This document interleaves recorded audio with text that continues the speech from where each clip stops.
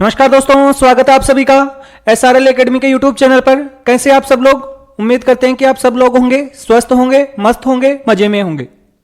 दोस्तों, हम देख रहे थे नर जनन तंत्र को, और नर जनन तंत्र के अंतर्गत हमने जो नर का जो प्रमुख जनन अंग होता है, प्राथमिक जनन अंग होता है, जिसे हम बोलते हैं वृषण, टेस्टिस जिसे कहते हैं, उसकी संरचना को हमने पिछले वीडियो के अंतर्गत एकदम डिटेल के अंतर्गत देख लिया था। और आज के इस वीडियो के अंतर्गत हम नर जनन तंत्र में जो बाकी की संरचनाएं बच गई हैं, जो बाह्य जननांग है वो, और उसके अलावा जो सहायक ग्रंथियां हैं, उनके बारे में हम देखने वाले हैं। इस कारण ये वीडियो है, ये आप सबके लिए बहुत ही महत्वपूर्ण होने वाला है। इस कारण वीडियो को पूरा जरूर देखें। और इसके साथ साथ में यदि आप हमारे चैनल पर पहली बार आए हैं, पहली बार हमारे वीडियो को देख रहे हैं, तो हमारे चैनल को सब्सक्राइब भी जरूर करें। और अगर आप सबको ये वीडियो है ये अच्छा लगे, आपको लगे कि ये वीडियो है ये आपके लिए काम का है, तो आप हमारे वीडियो को लाइक और शेयर भी जरूर करें। तो चलो बात करते हैं हम नर जनन तंत्र के शेष बचे हुए हिस्से के बारे में। तो देखो, पिछले वीडियो में हमने थोड़ा बहुत जो पढ़ा था उसका एक क्विक रिवीजन देख लेते हैं हम, कि हम क्या देख रहे थे। नर जनन तंत्र को हमने देखा था कि जो नर जनन तंत्र होते हैं उसके अंदर आपके कुछ अंग, कुछ वाहिकाएं और उसके अलावा आपकी कुछ सहायक ग्रंथियां होती हैं, वो शामिल होती हैं। तो जो नर जनन तंत्र है इसके अंदर क्या क्या है भाई, देखो, यदि मैं इसको डिवाइड करूं तो एक तो है इसके अंदर प्राथमिक जनन अंग। क्या है भाई? प्राथमिक जनन अंग। और नर के अंदर जो प्राथमिक जनन अंग होते हैं वो होते हैं वृषण। कौन होते हैं? वृषण, टेस्टिस जिसे हम कहते हैं। और कितने होते हैं? एक जोड़ी, अर्थात 2। ये तो होते हैं प्राथमिक जनन अंग। आपको बताया इनको प्राथमिक जनन अंग क्यों कहते हैं? क्योंकि यहां पर नर युग्मक शुक्राणु और इसके अलावा हार्मोनों का क्या होता है? निर्माण होता है। इसके अलावा वृषण की कुछ क्या होती हैं? सहायक नलिकाएं, जिन्हें हम कह सकते हैं, क्या कह सकते हैं? सहायक नलिकाएं। और ये सहायक नलिकाएं होती हैं, इनमें कौन कौन सी होती हैं? देखो, हालांकि हमने पूरा डिटेल में देखा था। अगर आप पहली बार देख रहे हैं तो पिछला वीडियो जरूर देखें। इसके अंतर्गत आपके कौन कौन शामिल होती है? एक तो होती है रेटे टेस्टिस,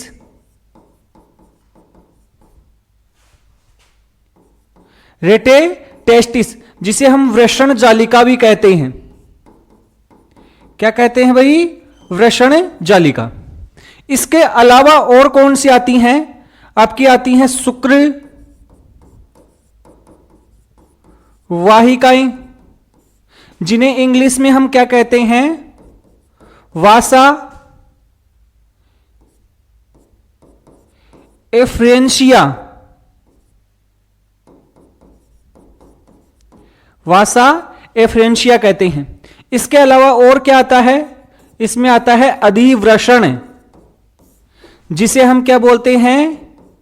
एपिडिडाइमस। एपिडिडाइमस। और इसके अलावा और क्या आ जाएगी? शुक्र वाहिका। क्या आ जाएगी? शुक्र वाहिका, जिसे हम बोलते हैं वासा डेफरेंस। तो ये सारे के सारी जो नलिकाएं हैं ये आपकी सहायक नलिकाओं में शामिल होती हैं, और ये एक निश्चित क्रम के अंतर्गत लिखी हुई हैं। वृषण से ये जब बाहर की ओर निकलती हैं तो इनका क्रम भी आपको याद रखना है। पहले तो होती हैं शुक्रजनक नलिकाएं, सेमनीफेरस ट्यूब्यूल्स, लेकिन वो सहायक नलिकाएं नहीं होती हैं, वो वृषण की मुख्य संरचनाएं होती हैं, उनको सहायक नलिकाओं में काउंट नहीं किया जाता है। उसके बाद में वो सारी की सारी शुक्रजनक नलिकाएं मिलकर आपके जालनुमा संरचना बनाती हैं, जिसे हम रेटे टेस्टिस या वृषण जालिका कहते हैं। वहां से 10 से 12 आपकी क्या निकलती हैं? नलिकाएं या वाहिकाएं निकलती हैं। और इन वाहिकाओं को हम क्या बोलते हैं? शुक्र वाहिका या वाक्सा एफ्रेंशिया। फिर उसके ऊपर की सिर्फ एक संरचना होती है वृषण के ऊपर, जिसे अधिवृषण कहते हैं, एपिडिडाइमस। और उसके अलावा आपकी शुक्रवाहिका अर्थात वासा डेफरेंस होती हैं। यह हमारी सहायक नलिकाएं होगी।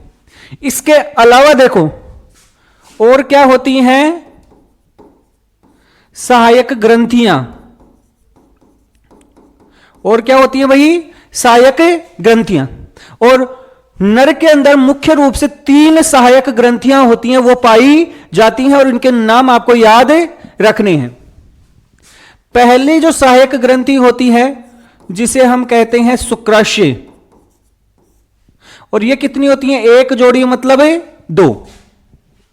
फिर दूसरी होती है, वो होती है प्रोस्टेट, एक अखरोट के आकार की ग्रंथि है, इसको हम डायग्राम के अंतर्गत भी देखेंगे, तो उसे बोलते हैं प्रोस्टेट। और ये होती है केवल 1। और इसके अलावा एक होती है आपकी बल्बो यूरेथ्रल ग्रंथि, और ये भी कितनी होती हैं, 1 जोड़ी, कहने का मतलब है 2। इस बल्बो यूरेथ्रल ग्रंथि को हम काउपर्स ग्रंथि भी कहते हैं। इसी को और किस नाम से जाना जाता है, काउपर्स ग्रंथि भी इसे कहा जाता है। तो इस प्रकार से ये आपके क्या होते हैं, नर जनन तंत्र के हिस्से हम देख रहे हैं। इसके अलावा एक चीज और याद रखनी है, जिसके अंतर्गत आपको याद रखना है बाह्य जननांग, जिसके अंतर्गत हम बात कर रहे हैं बाह्य जननांग, और इसके अंतर्गत आता है सिसन।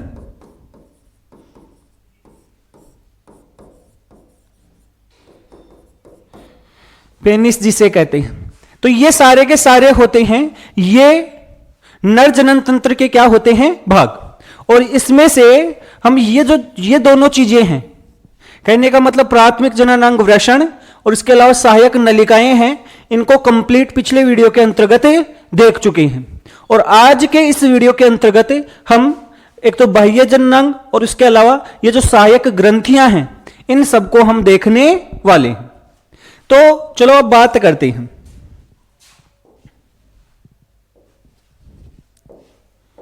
यदि हम मनुष्य में नर का जनन तंत्र बनाएं तो 2 अंडाकार संरचनाओं के रूप में उधर से बाहर की ओर वृषण पाए जाते हैं, टेस्टिस पाए जाते हैं। और ये टेस्टिस होते हैं,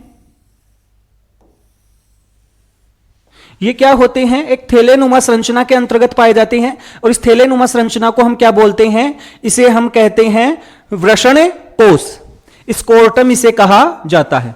तो ये हो गए हैं वृषण कोष, ये हो गए हैं वृषण। अब इस वृषण से ऊपर की तरफ ऐसे नलिकाएं निकलती हैं, और ये नलिकाएं मिलकर एक संरचना का निर्माण करती हैं। और इस संरचना को हम क्या बोलते हैं, एपिडिडाइमस अर्थात अधिवृषण। इस संरचना को क्या कहा जाता है, अधिवृषण कहा जाता है। और इस अधिवृषण से फिर क्या निकलती है, शुक्रवाहिका निकलती है। क्या निकलती है, शुक्रवाहिका, ऐसे दोनों से निकलती हैं।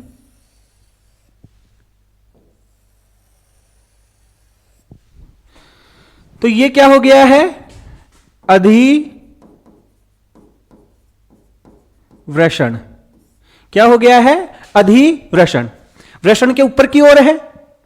और यहां पर अधिवृषण में हालांकि आपका बताया हुआ है कि अधिवृषण के अंतर्गत जो भी शुक्राणु बनते हैं, जो भी स्पर्म बनते हैं, वो बनने के बाद में यहां पर इकट्ठे होते हैं और यहां पर इनको सक्रिय रूप में बदला जाता है।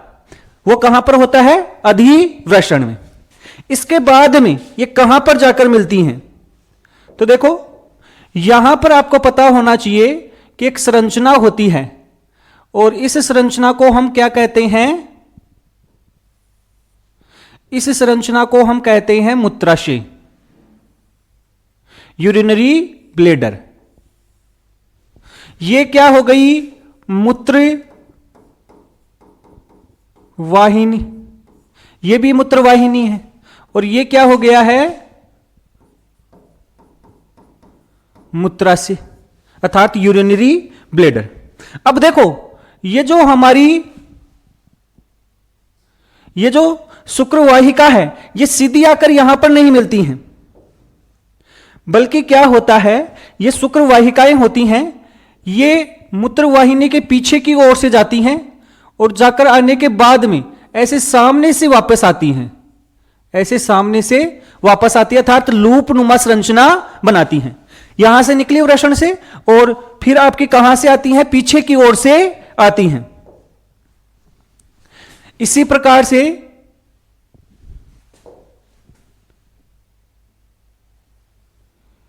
ये शुक्रवाहिका भी पीछे से जाएगी और ऐसे सामने से लूप बनाकर आती है, लूप बनाकर आती हैं, अर्थात ये मूत्रवाहिनी के पीछे से आ रही हैं, ये पीछे से आकर ऐसे आ रही हैं। तो यह आपको ध्यान रखना है। इसके बाद में क्या होता है, देखो यहां मूत्राशय से एक लंबी नलिका निकलती है और इस लंबी नलिका को हम क्या कहते हैं, इसे हम मूत्र मार्ग अर्थात यूरेथ्रा कहते हैं। क्या कहते हैं, यूरेथ्रा। और ये जो शुक्रवाहिकाएं हैं ये भी इसी के साथ क्या हो जाती हैं, जुड़ जाती हैं। लेकिन जुड़ने से पहले यहां पर एक ग्रंथि होती है, और वो ग्रंथि कौन सी होती है, ध्यान से सुनना, वो ग्रंथि कौन सी होती है, ये एक ऐसी लंबी आकार की क्या होती है, ग्रंथि होती है। ऐसे इस तरफ भी एक ग्रंथि होती है,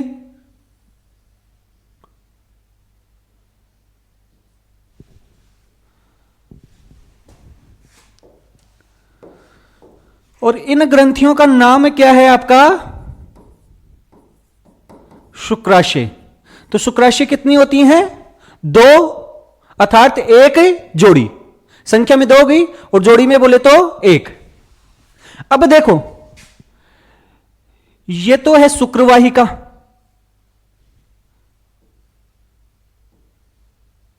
और ये शुक्राशय की निकलने वाली नलिका है, ये दोनों मिल जाती हैं। इसी प्रकार से यहां पर आने के बाद भी ये दोनों क्या हो जाती हैं, मिल जाती हैं, और मिलने के बाद में ये एक वाहिनी बनाती हैं। जब शुक्राशय की वाहिनी और जो शुक्रवाहिनी होती है या शुक्रवाहिका होती है, ये दोनों आपस में मिल जाती हैं, तो उससे एक नलिका बनती है, और उस नलिका को क्या कहा जाता है, उस नलिका को कहा जाता है स्क्लन वाहिनी। उसे क्या कहा जाता है, स्क्लन वाहिनी। तो स्क्लन वाहिनी का जो निर्माण होता है यह शुक्रवाहिका प्लस शुक्राशय की नलिका के मिलने से होता है, यह आपको ध्यान रखना है। इसके बाद में यहां पर एक अखरोट के आकार की क्या पाई जाती है, ग्रंथि पाई जाती है, और यह वास्तव में ये नलिकाएं होती हैं, ये यहीं पर इस अखरोट के आकार की ग्रंथि के पास में ही क्या होती हैं, मिलती हैं।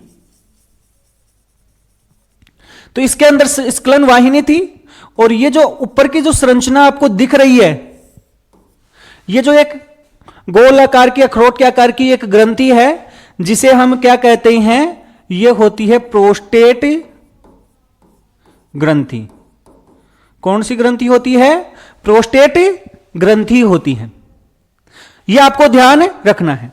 और इसके अलावा प्रोस्टेट ग्रंथि से आगे की ओर इस यूरेथ्रा अर्थात जो मूत्र मार्ग है, इसके दोनों तरफ छोटी सी क्या होती है, एक ग्रंथि होती है, और ये भी संख्या में कितनी होती हैं, 2।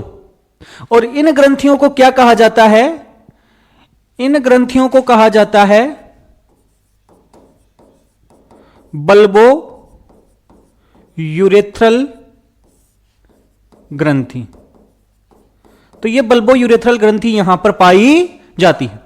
तो इस प्रकार से ध्यान से देख लो कौन कौन सी ग्रंथि कहां पर है। ये हमने देखा शुक्राशय ग्रंथि यहां पर, इसके बाद में ये जो अखरोट के आकार की ग्रंथि है इसे हम बोलते हैं प्रोस्टेट ग्रंथि, और इसके नीचे की तरफ 2 होती हैं, वो होती हैं आपकी बल्बो यूरेथ्रल ग्रंथि।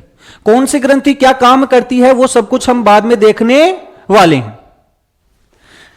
ये सब कुछ देख लिया। इसके बाद में ये जो मूत्र मार्ग है या जिसे जनन मूत्र मार्ग कहते हैं, ये एक संरचना में से होकर गुजरता है और वो संरचना होती है जिसे हम बोलते हैं बाह्य जननांग। और उस बाह्य जननांग को क्या कहा जाता है?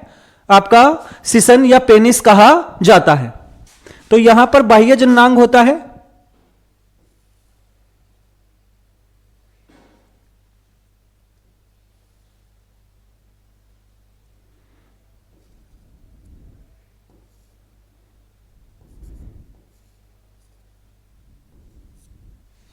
यह बाह्य जननांग होता है और इस बाह्य जननांग को हम किस नाम से जानते हैं? शिशन। इसका जो ये छिद्र होता है, इसका सामने का छिद्र होता है, इसे क्या कहा जाता है? जनन मूत्र छिद्र कहा जाता है। इसे क्या कहा जाता है? जनन मूत्र छिद्र कहा जाता है। और आपको यह भी पता होना चाहिए कि यहां पर सिसन के आगे वाले हिस्से में जो त्वचा होती है वो ढीली पाई जाती है। बाकी यहां पर जो त्वचा है वो ऐसे चिपकी हुई होती है, लेकिन आगे का जो इसका शीर्ष भाग है, इस शीर्ष भाग पर जो त्वचा होती है वो एकदम ढीली होती है और इसे क्या कहा जाता है? अग्रछद कहा जाता है।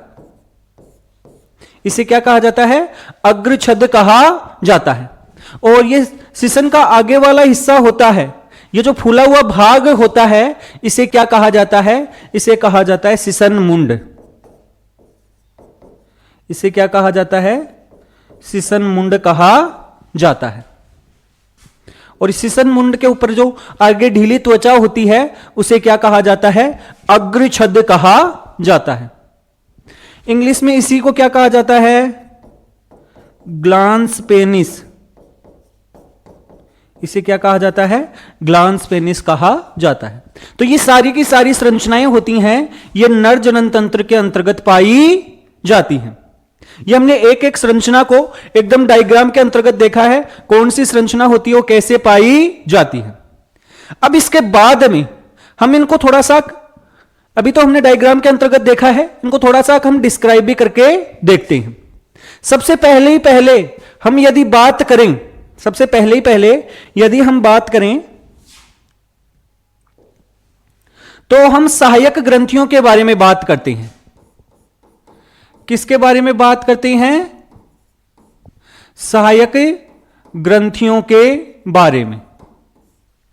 और नर में जो सहायक ग्रंथियां होती हैं वो कौन कौन सी होती हैं, इसके बारे में अभी हमने देखा है।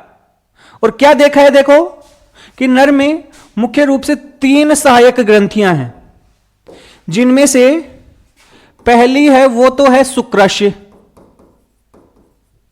कौन सी ग्रंथि है? शुक्राशय ग्रंथि। और ये जो ग्रंथि है ये संख्या में कितनी है? 2। संख्या में कितनी है भाई? 2। या हम यूं बोल दें कि एक जोड़ी है, एक जोड़ी। अभी हमने देखा था कहां पर उपस्थित है, कैसे उपस्थित है, वो सब कुछ आपको पता है। इससे क्या होता है? एक चिपचिपा तरल पदार्थ होता है, वो स्रावित होता है। चिपचिपा तरल पदार्थ होता है वो स्रावित होता है। और वो जो पदार्थ होता है जो शुक्राशय ग्रंथि के स्राव के अंदर पाया जाता है, उसमें मुख्य रूप से एक पदार्थ पाया जाता है। हालांकि बहुत सारे पदार्थ होते हैं, लेकिन मुख्य रूप से एक पदार्थ होता है और उसका नाम क्या होता है? ध्यान से सुन लेना, उसका नाम होता है फ्रुक्टोज।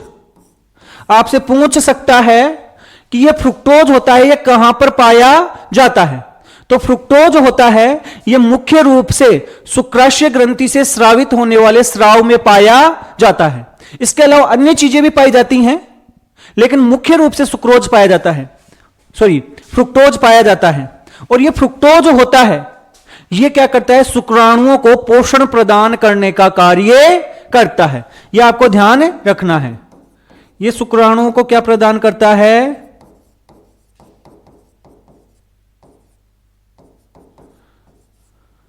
शुक्राणुओं को पोषण प्रदान करता है, जो कहां से स्रावित होता है? शुक्राशय से स्रावित होता है। और आप सबको पता होना चाहिए कि जो वीर्य होता है अर्थात सीमेन होता है, सीमेन होता है, उसमें केवल और केवल शुक्राणु ही नहीं पाए जाते हैं। शुक्राणु तो उसका केवल और केवल 10% हिस्सा होता है, बाकी अन्य होता है वो इन ग्रंथियों का क्या पाया जाता है? तरल पदार्थ पाया जाता है। और वीर्य के अंदर जो 60% हिस्सा होता है, कितना प्रतिशत हिस्सा? 60% हिस्सा वो यही तरल पदार्थ होता है, जो किससे स्रावित होता है? शुक्राशय ग्रंथि से स्रावित होता है। इसके बाद में दूसरी ग्रंथि आ गई हुई, और उसका नाम है प्रोस्टेट ग्रंथि। कौन सी ग्रंथि आ गई है? प्रोस्टेट ग्रंथि। संख्या में कितनी होती है? एक। ये जोड़े में नहीं होती है, ध्यान से सुन लेना। बाकी दोनों जोड़े में है, ये केवल संख्या में कितनी है? एक। याद रखना है किस आकार की होती है? अखरोट के आकार की होती है। अखरोट के आकार की क्या होती है? ग्रंथि होती है। और इससे भी एक तरल पदार्थ का स्राव किया जाता है। क्या स्रावित होता है? एक तरल पदार्थ। और वो तरल पदार्थ होता है, इसमें मुख्य रूप से जो आयन वगैरह होते हैं वो पाए जाते हैं। और इसमें यदि हम देखें तो जैसे कैल्शियम आयन हो गया, इसके अलावा फॉस्फोरस हो गया, फॉस्फोरस आयन हो गया, ये सारे के सारे होते हैं वो इसी के अंदर पाए जाते हैं। इसके अलावा कुछ एंजाइम्स भी इसमें पाए जाते हैं। तो ये आपको ध्यान रखना है कि फ्रुक्टोज कौन से तरल में था? शुक्राशय ग्रंथि के स्राव में था। इसके अलावा प्रोस्टेट ग्रंथि के स्राव में क्या पाया जाता है? आपका कैल्शियम आयन होता है वो पाया जाता है, फॉस्फोरस आयन होता है वो पाया जाता है, कुछ एंजाइम होते हैं वो भी पाए जाते हैं। और ये आपके लगभग लगभग वीर्य का 30% हिस्सा बनाता है। कितना प्रतिशत है? 30। तो 30 तो यह हो गया, 60 यह हो गया, तो 90% हिस्सा तो ये दोनों तरल हैं। बाकी 10% हिस्सा होता है वो क्या होते हैं? शुक्राणु अर्थात स्पर्म होते हैं। बाकी 90% ये दोनों ही होते हैं। बाकी बच गई तीसरी ग्रंथि। बाकी कौन सी ग्रंथि बच गई है? तीसरी, जिसका नाम होता है बल्बो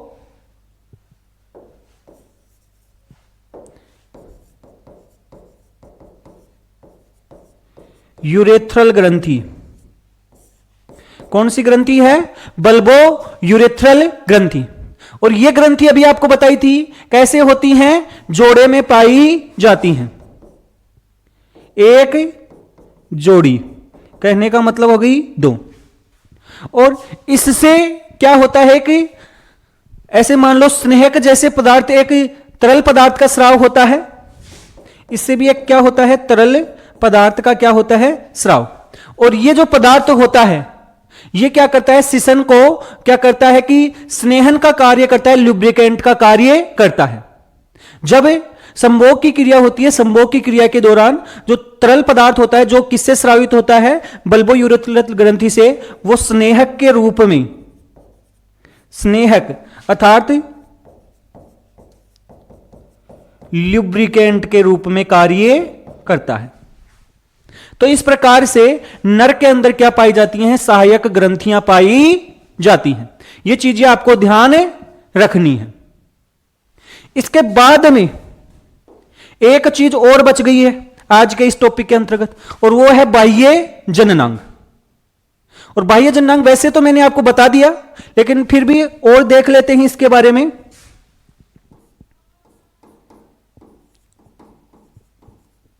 बाह्य जननांग, और जो बाह्य जननांग होते हैं वो नर के अंदर क्या होता है? सिसन।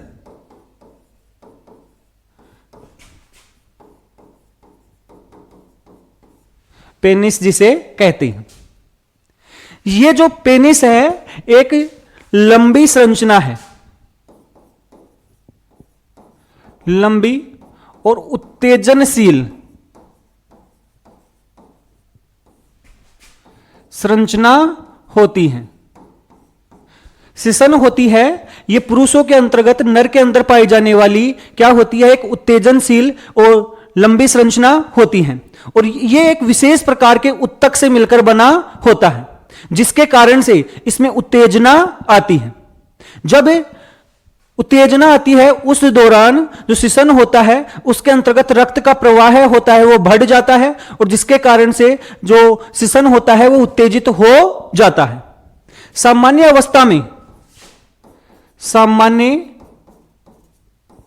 अवस्था में ये क्या होता है, छोटा होता है, लेकिन उत्तेजित अवस्था में ये क्या हो जाता है, शक्त हो जाता है, लंबा व मोटा हो जाता है। क्यों भाई, ये कैसे हो जाता है? क्योंकि इसके अंदर तरल का जो रक्त होता है उसका स्राव होता है वो बढ़ जाता है उत्तेजना की अवस्था में। इस दौरान क्या होता है, रक्त का स्राव या प्रवाह बढ़ जाता है। यह आपको ध्यान रखना है। इसके बारे में हमने और भी बात की थी कि इसके अंदर से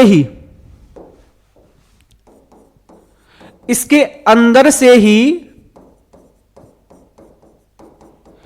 क्या गुजरता है, जनन मूत्र मार्ग अर्थात यूरेथ्रा इसी के अंदर से होकर गुजरता है एक नलिका के रूप में। तो यह भी आपको ध्यान रखना है कि जनन मूत्र मार्ग कहने का मतलब क्या हो गया, यूरेथ्रा। जनन मूत्र मार्ग अर्थात यूरेथ्रा होता है, इसमें से होकर गुजरता है।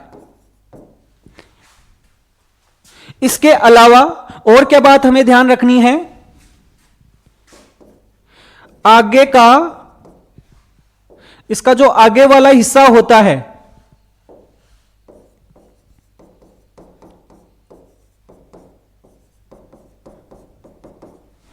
यह क्या होता है, फूला हुआ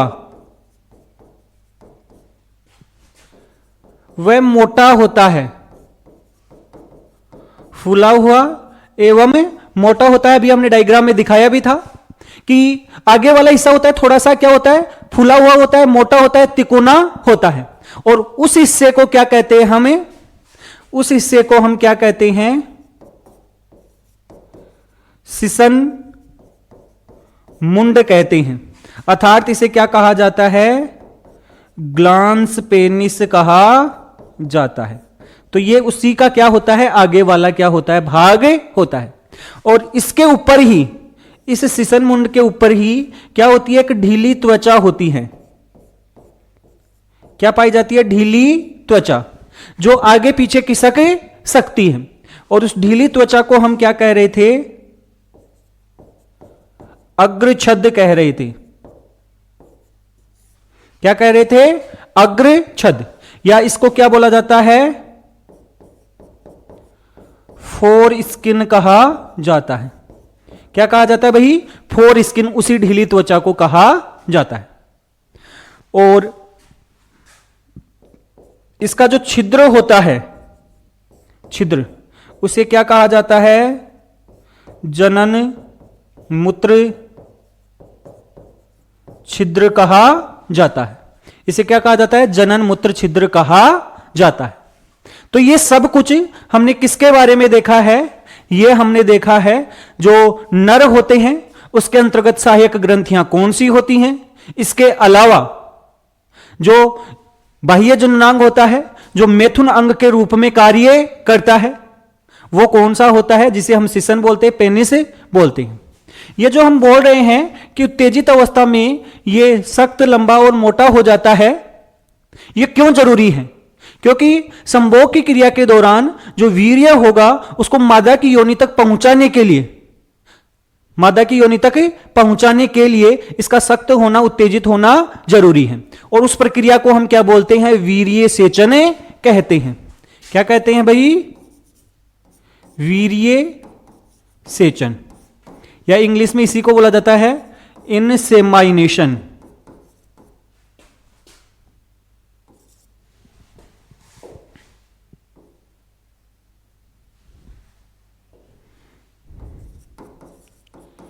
इसी को क्या कहा जाता है? इनसेमाइनेशन कहा जाता है। अर्थात नर के सिसन के द्वारा मादा की योनि में वीर्य को पहुंचाने की जो क्रिया होती है उसी को क्या कहा जाता है? इनसेमाइनेशन अर्थात वीर्य सेचन कहा जाता है। तो यह कार्य मिथुन अंग के द्वारा अर्थात सिसन के द्वारा संपूर्ण किया जाता है। तो यह सब कुछ हमने नर जनन तंत्र के बारे में देखा है। ये जो नर जनन तंत्र है इसको हमने पिछले वीडियो के अंतर्गत वृषण की संरचना को देखा था पूरा डिटेल के अंतर्गत, और आज के इस वीडियो के अंतर्गत हमने इसकी जो सहायक ग्रंथियां थी, कौन सी थी आपको पता है? 3 ग्रंथियां हैं। शुक्राशय ग्रंथि जो जोड़े में होती है, जो प्रोस्टेट ग्रंथि एक होती है, और बल्बो यूरेथ्रल ग्रंथि वो भी क्या होती है? जोड़े में पाई जाती है। इनके बारे में हमने देखा है। इसके अलावा सिसन अर्थात पेनिस की संरचना के बारे में भी हमने देखा है। तो आप सबको हमारा ये वीडियो है ये कैसा लगा है? अगर अच्छा लगा है तो वीडियो को लाइक और शेयर जरूर करिए, और इसके अलावा यदि आप पहली बार हमारे वीडियो को देख रहे हैं तो हमारे चैनल को सब्सक्राइब जरूर करें। धन्यवाद।